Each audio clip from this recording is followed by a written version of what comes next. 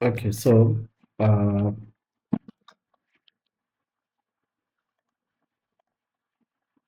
it says that, okay, you are given the equation of the circle center A, and this is the equation of the circle. I'm just gonna try and highlight that equation. This is your equation that is given. Right. So now they say that the equation of the circle at center B, this is the equation of the tangent. As you can see, it's a straight line equation. So that will be the equation of the tangent. Are you happy about that? Okay. So now they say C is the point on the tangent. Find the coordinates of A, the center of the circle. Remember, in order for you to find the center of the circle, if you are given the equation, so first thing first, if you look at this equation, it is in what form? The equation is in the form of, is it ax squared plus bx plus ay squared? Uh, wait, it's ab, then this will be c plus dy plus e. It's in this form, right? Okay, so now to find the center of this circle, we need to complete the square. Have you, okay, let me write the equation down. It's x squared minus 8x plus y squared minus 4y plus 7 is equals to 0. We need to complete the square. When you complete the square, you start completing the square for the variable y. And oh, for the x, then you'll do the same for y. Okay, so when you complete the square, you add, what is this? You're gonna add b over, wait, this is what we add, right? The value of b over 2, then everything squared. You understand? So what you're going to do, whatever that you add, you need to subtract. So what I'm trying to say is that the equation will be x squared minus 8x. You see, after the term with x, the term with the variable x, that's when you add, uh, look at this. What is your b? It's minus 8, right? So you're going to add minus 8, which is divided by 2. Please also include the sign, eh? And then everything squared. Then now you're going to add your y squared minus 4y. Then you do the same for the variable y. The value of b for this variable one is minus 4. So you're going to add that minus 4 over to everything squared. Right, so you see this 7, the constant value. I need you to move it to the other side, and then this will be negative 7. So we have negative 7, but remember, this side, we added this b squared, we added that b squared. Understand? So what you do on the left-hand side, you need to do it on the left-hand side. What you do on the left-hand side, you need to do it on the right-hand side. So this tells you that even this side, we need to add that minus 8 over 2 squared. We also have to add that minus 4 over 2 squared. Do you understand that part? Or do you want me to write it properly so that you can see that? Let me write it properly. So this will be minus 7. We are adding minus 8 over 2 squared. We are adding minus 4 over 2 squared. Okay, now you're going to try and simplify this problem and say, I have x squared, then minus 8x, and then listen, you see inside the bracket, you're going to say minus 8 divided by 2, that's minus 4. Please leave it like this. Don't find the square root. You leave it like that. Ne? I'll explain why. Then you do the same with that term on the other side. I think this is the best way to do this. Minus 4 over 2, that's negative 2. You also have to leave it like that. And this is squared. You understand? Then, when you get on the other side of the equation, you need to punch all this on the calculator. You need to punch everything. What is this? You need to punch all this, put it on the calculator, tell me what you get. All that term is going to be minus 7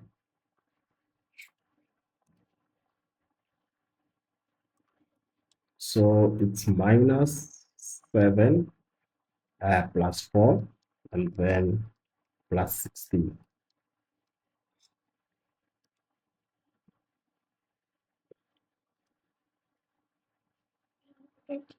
You got 13.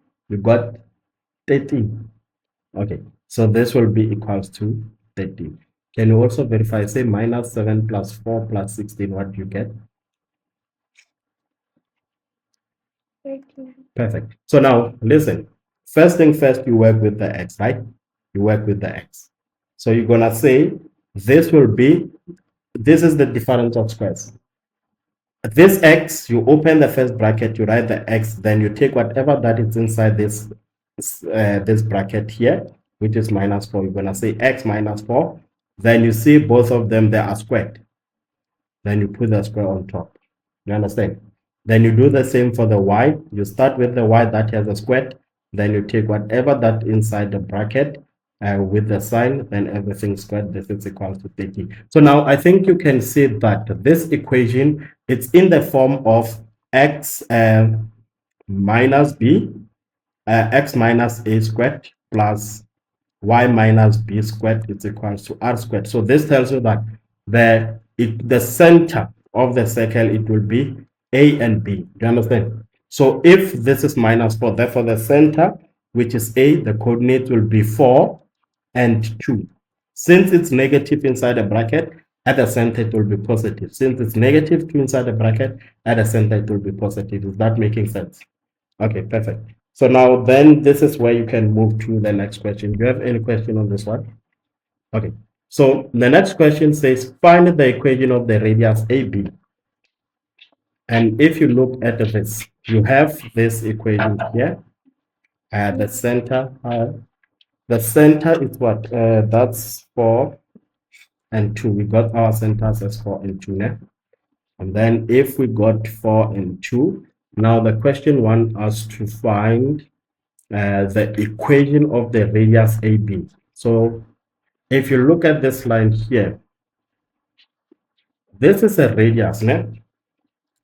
But now, if this is a radius, we have the what is this? We have the equation of the tangent, which is this equation, but it is not in standard form.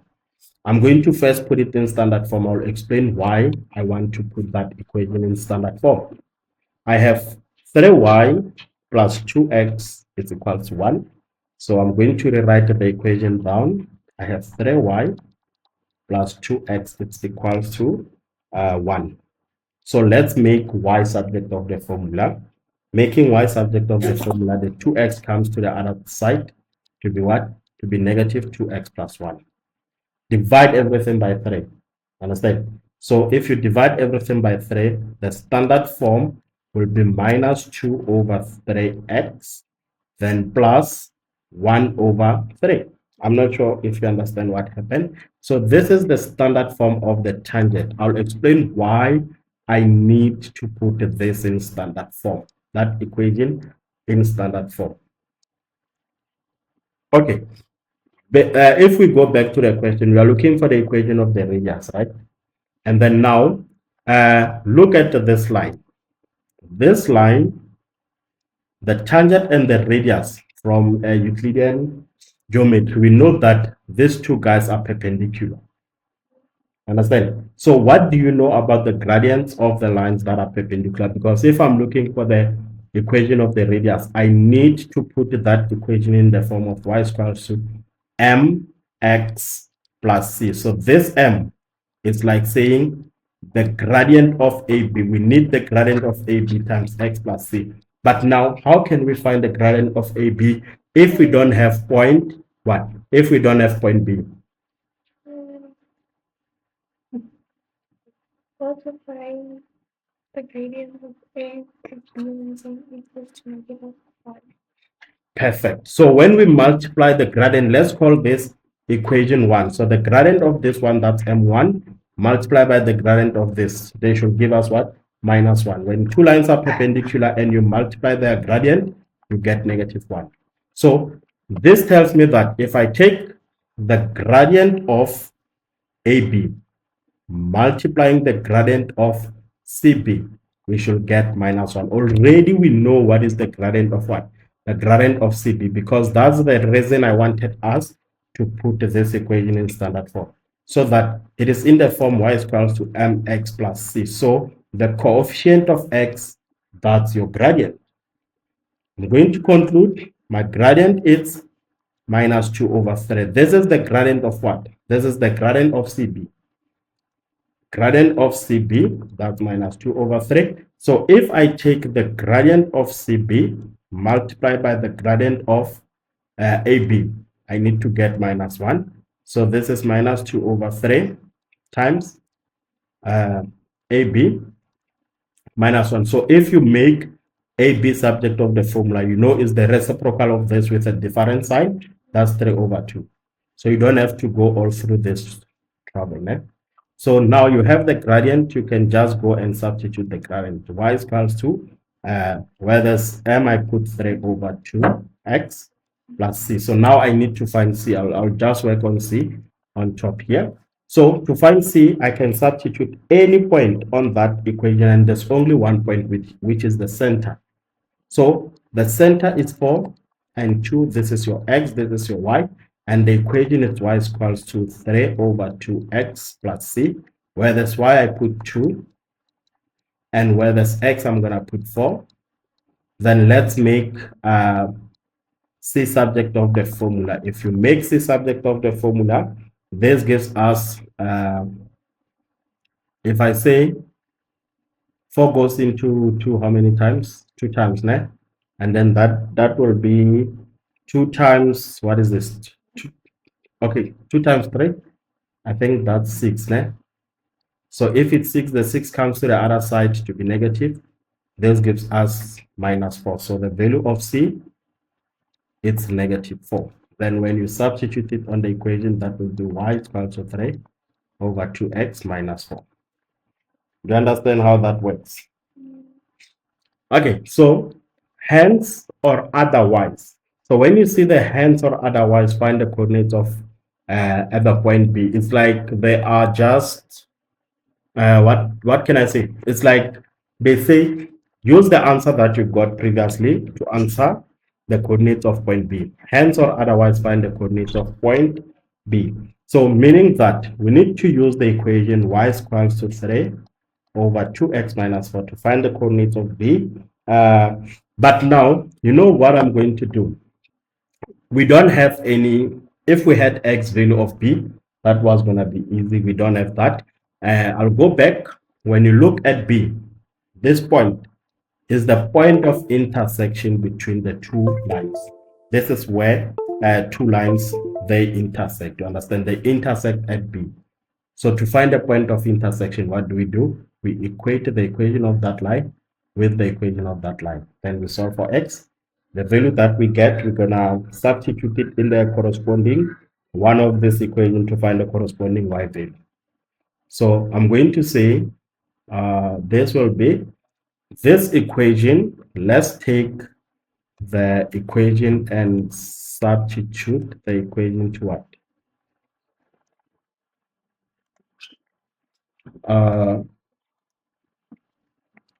This will be, okay, the equation, it's 3/2x minus 4. We equate it with the other equation, which is -2/3x plus 1/3. So when we equate these two equations, we need to group the like terms. And then grouping the like terms, I'm going to bring the 3/2 this side. Okay, so this will be 3/2x, right? I'm going to bring this guy this side to be positive 2 over 3x. This is on the other side, we still have 1 over 3. The 4 comes this side to be positive. What do you get when you add the 2? What is 3 over 2? I think that's 1. Eh?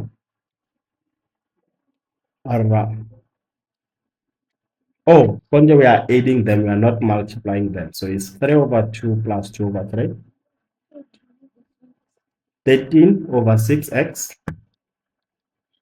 And it's equated. What is 1 over 3 plus 1 plus 4?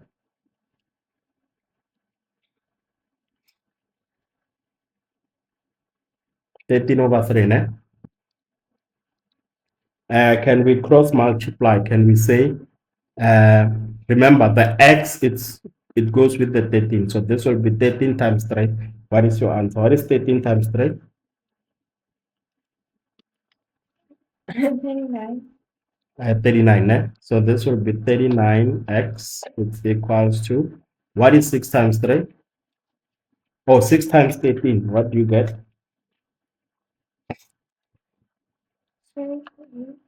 78. Oh, I just hope 39 can go into 78. Let's see. Divide both sides by 39, divide both sides by 39. Therefore, what is your x?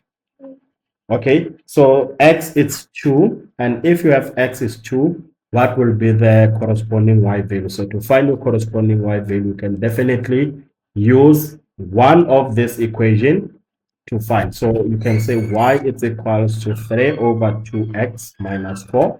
Then where there's, you can use even this one, is fine. Where there's x, I'm going to put 2. And then y will be the 2 cancel, that's 3 minus 4, which gives us y to be 3 minus 4, that's minus 1. So the coordinates of b, it will be 2, and the corresponding y value is minus 1. That's it for this one. Do you have any questions? All good. Okay. Now, is the ABC an isosceles? Show the relevant working to support your answer. I'm just gonna pause here. I just want to see if you understand what is an isosceles. No? So I'm not sure. Do you want to try this one? Do you know what is an isosceles triangle? There's a triangle right on the 2 equal sides. Perfect. So now, if they say it's ABC and isosceles, show the relevant working to support your answer. ABC. So this is the only triangle that we have. You can see that, right? So they want us to show if this is an isosceles. So how do you do that? How do you show that it's an isosceles triangle? Like calculating the distance between BA and CB. Then if they are equal, then that's when you can conclude and say this is an isosceles. So let's first find AB. Right, what is the distance of AB without doing any calculations? What is the distance of AB? Look at the equation of the circle. The equation of the circle, it's x minus 4. So the equation goes like this: x minus 4 squared, and then we had y minus 2 squared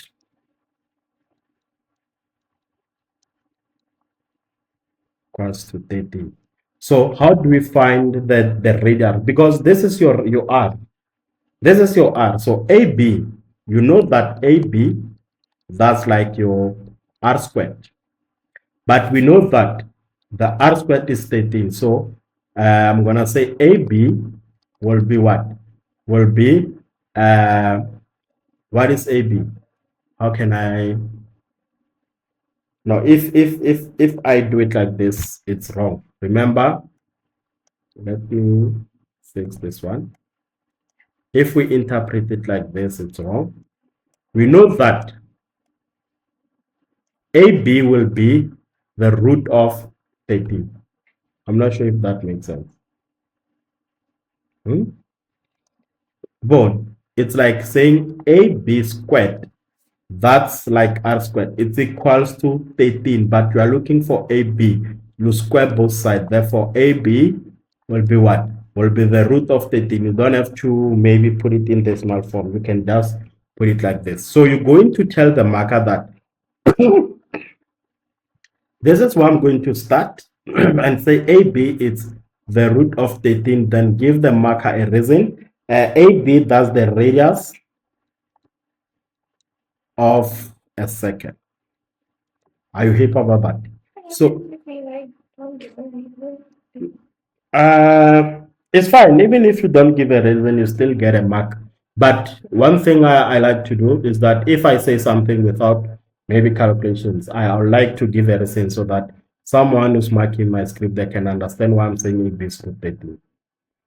And then now the next thing I'm gonna say that if AB is root 13, I'm going to look for the BC. Remember, we have the coordinates of B. So I'm just gonna say the coordinates of B, we calculated that. So let's start with B. The coordinates of B, that's 2n minus 1. And the coordinates of C, it was given as minus 1 and 1. Then I'll go up and confirm if everything is right from that part. Minus 1 and 1, that's correct. Then you name your points because you don't want to make mistakes. Nah? You call this x1, y1. You call this your x2, y2. So remember, the equation of a distance formula, it goes like this. BC will be the root of then x2 minus x1, everything squared. Then we add y2 minus y1, everything squared. Okay, so you just have to substitute and then use your calculator. So this will be the root x2, that's minus 1. Then you're gonna minus x1, which is 2, everything squared. You add your y2, that's 1, you minus y1. But remember, y1 is negative. We need to put it inside the bracket. I'm not sure if this makes sense. Then this is squared. So this is like saying BC is equals to minus 1 minus 2, that's 3, which gives us 3 squared, that's 9. Then I'm going to add 1 plus 1, that's 2, 2 squared, that's 4. So this gives us BC being the root of 13 also. Now, if you look at this, we can now therefore conclude that my AB and BC, they are both equals to root 13. So if that's the case, therefore you conclude and say the triangle ABC is an isosceles. It's an isosceles triangle. Then that's how you collect the marks on analytical geometry. This is like circle geometry. Né? Do you have any questions? Everything straightforward. Né? Okay. Now on this question 2, I think on question 2, okay, let's try and work on this question 2 out of 11 marks. The first question says, two straight lines with the equation y is equal to x minus 2 and 5y plus 3x is equal to 30 are drawn and that they intersect at A. Perfect. So now, sorry, so they said that they want us to determine theta. Do you see theta? The question is looking for that angle. They want us to find that angle. So there are many ways that you can do that. Né? Do you know an angle of inclination? Do you still remember what is an angle of inclination? So remember, an angle of inclination is the angle starting from the x-axis all the way to a certain line. So if this is my line, I can draw like this and say alpha is an angle of inclination. Theta, it's not an angle of inclination. Why? Because it does not start at the x-axis.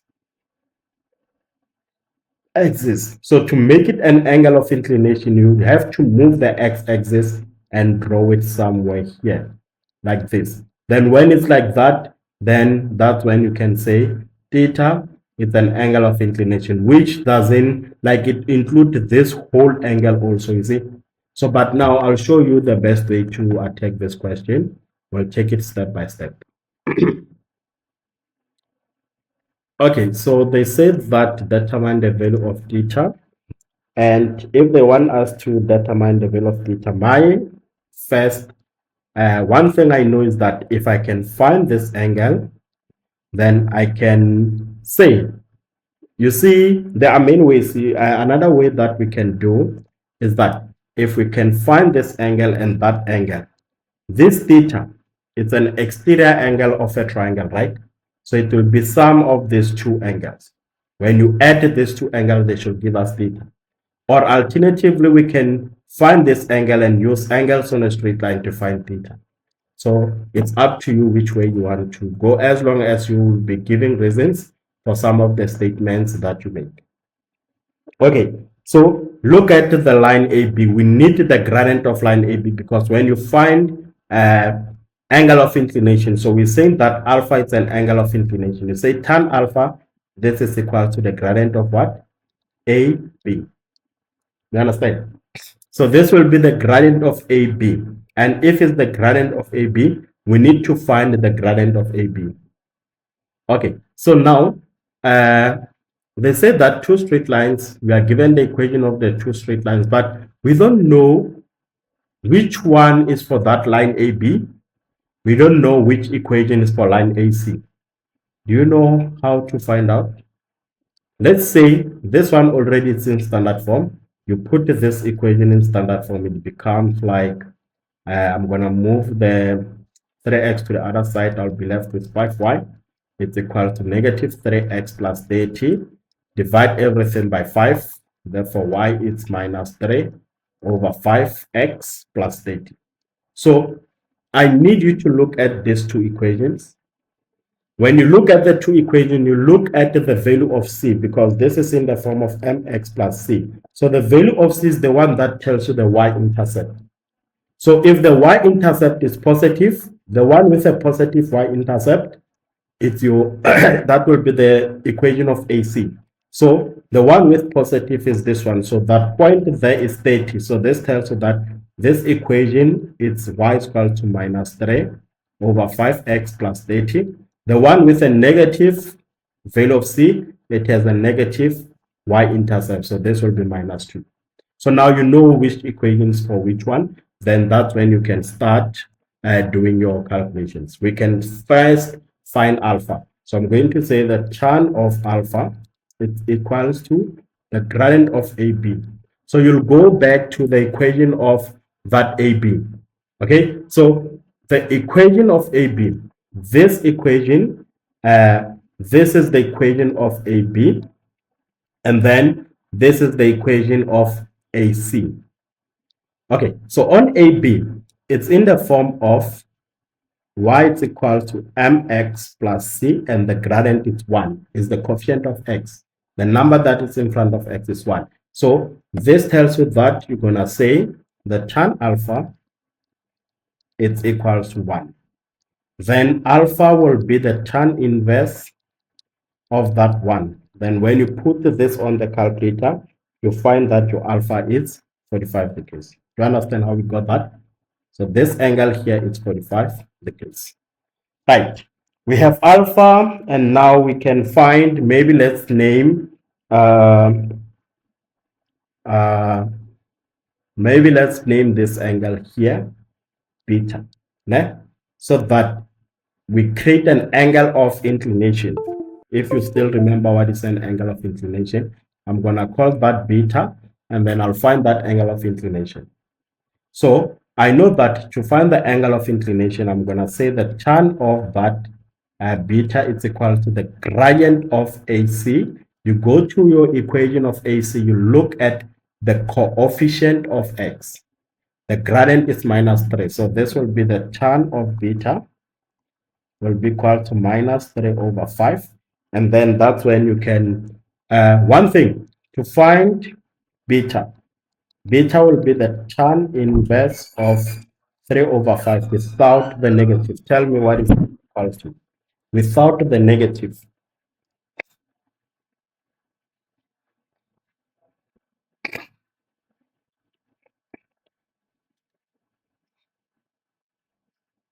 Thirty. Uh,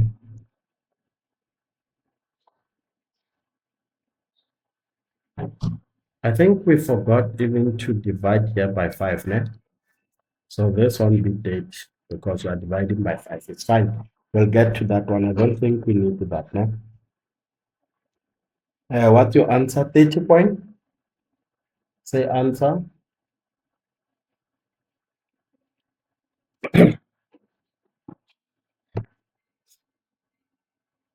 30.96, ne?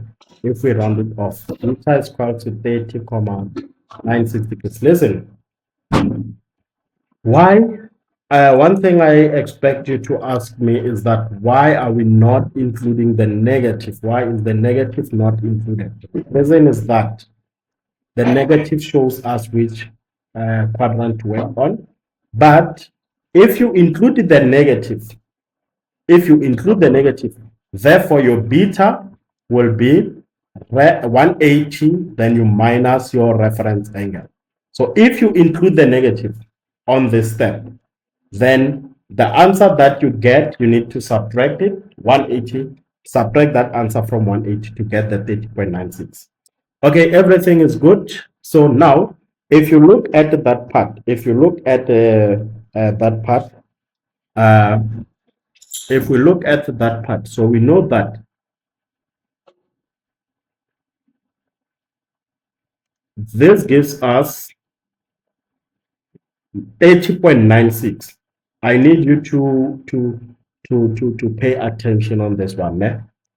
Look at this angle and look at that angle.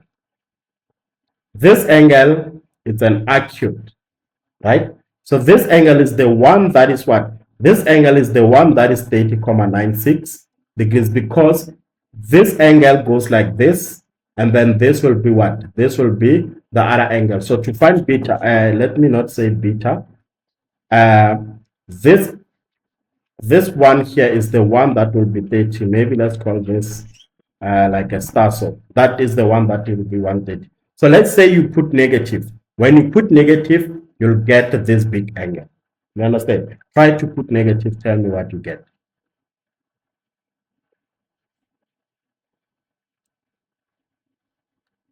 Because the angle that we get is less than 90, it's an acute, so it should be that star. You get, say 180 minus answer.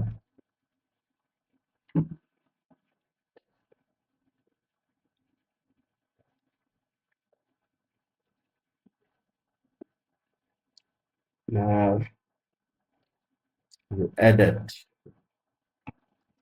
This will be 180 fifth ton of that minus 3 over 5. Then you're going to say plus 180. This is 149.03 or 04. So this angle is 149.04. Then you're going to use angles on a straight line also to indicate that this one is 30.96. And then now, therefore, we can therefore conclude an angle theta is equals to alpha plus that angle there. Reason, these are exterior angles of a triangle. Then this will be theta, it's alpha, that's 45 degrees. We added that with 30.96.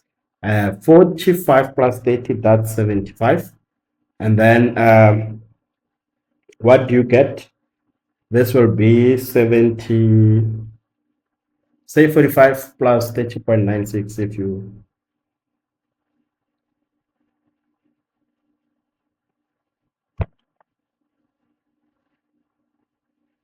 75.96 now.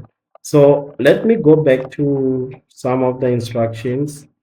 When necessary, give your correct to one decimal place. Ensure that your calculator is in degree mode. Okay. So what is the answer to one decimal place?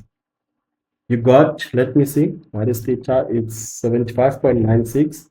So that will be 75.8. 5 degrees, 0.8. Okay, 75.8 degrees. That's your answer. Do you have any questions on that one? Okay. And then now they say that a straight line passes through the center P. This is The next question, a straight line passes through the center P of a circle with the equation, okay, and it intersects the circle at S and T. Determine the length of ST. They want us to find the length of ST. I want to explain this one. If this is my center, what will be the coordinates of P according to this equation? We need to complete the square first because we need P. If we can find P, we can calculate the length from PS. We can calculate that, or we can calculate the radius. That's the radius. Then the answer that we get, we can multiply by 2. So to find the radius, we need to put that equation in the correct standard form. Because this 99 is not your radius, it's only your radius if it's in the form of x minus a squared plus y minus b squared is equal to r squared. Let's put it in that form.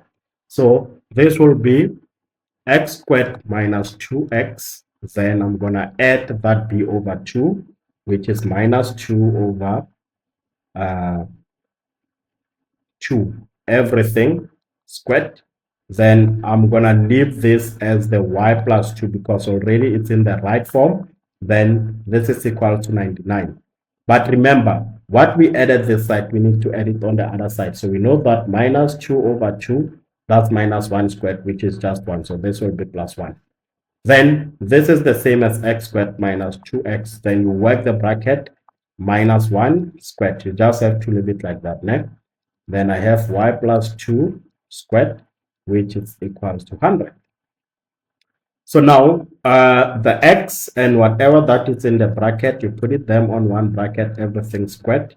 Then we have plus y plus 2 squared, it's equals to 100. So now you can see that the coordinates of P will have the coordinate of 1. And look at this. If it's positive, P will be the y coordinate of P. It should be 2 with the opposite side. So this will be minus 2. This is the coordinate of P. So it's 1 and minus 2. Okay. So now, if that's the case, what will be your radius? So r squared, we know it's 100.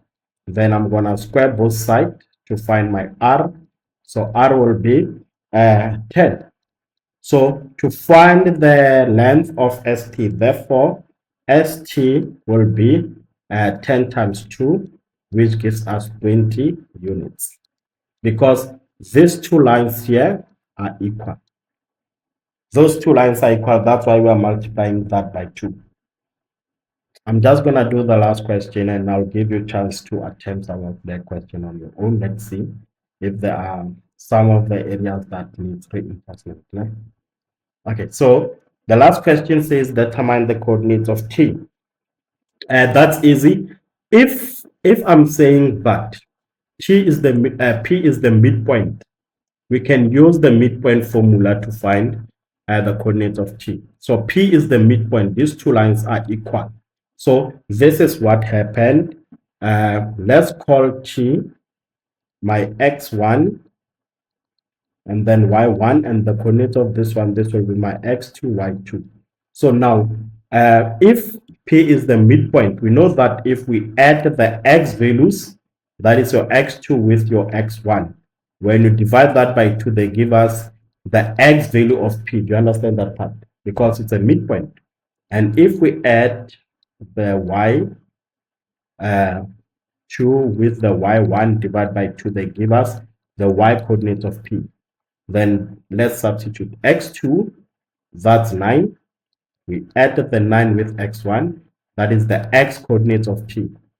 And then divide by 2, and then everything should be equal to 1, the x coordinates of P. Then you're going to do the same thing this side, y2. What is my y2? That's 4 plus my y1, that is the y coordinate of T divided by 2. This should give us the y of P, which was minus 2. So this will be negative 2. And then let's see, cross multiply by 2. 9 plus xt gives us 2. then xt will be that 9 goes to the other side to be negative. That's 2 minus 9, which gives us minus 7. And then 2 times minus 2, that's 4, plus y of t is equals to, this is negative 4. And then the 4 goes to the other side to be negative, and then y of t will give us minus 8. So the coordinates of t becomes minus 7 and minus 8. Those are the coordinates of t, minus 7 and minus 8. I think this one was like very, very easy. Right. I'm just going to give you a chance to attempt some of the questions on your own, then you mark them and see.